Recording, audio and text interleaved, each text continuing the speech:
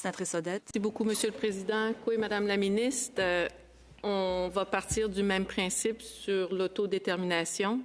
Votre gouvernement a fait une série d'amendements, C3 en 2010, S3 en 2017, pour annoncer vouloir poursuivre prochainement les questions des personnes émancipées pour éliminer la discrimination fondée sur le sexe dans le droit de l'inscription au registre des Indiens.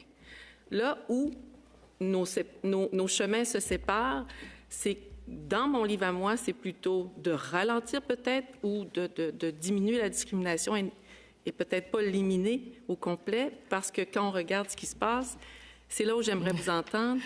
Qu'est-ce que vous allez faire pour les milliers de personnes, hommes et femmes, qui peuvent être inscrits à Ottawa, mais à cause des codes d'appartenance là, dans l'article 10 de la Loi sur les Indiens, vont être exclus de leur communauté? Et ça, pour moi, ce n'est pas éliminer la discrimination. Minister Hajdu. Thank you, Mr. Merci, Monsieur le Président, pour la question. C'est une question difficile. En fait, je trouve cet espace difficile. Aucun doute, les personnes ont été discriminées en raison de la loi sur les Indiens. Toute la loi est discriminatoire, en effet.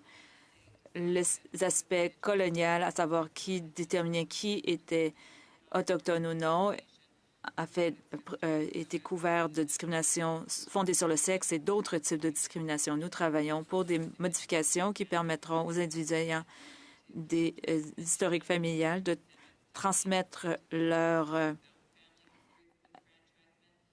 avec un historique de la même façon que ceux qui n'ont pas d'historique.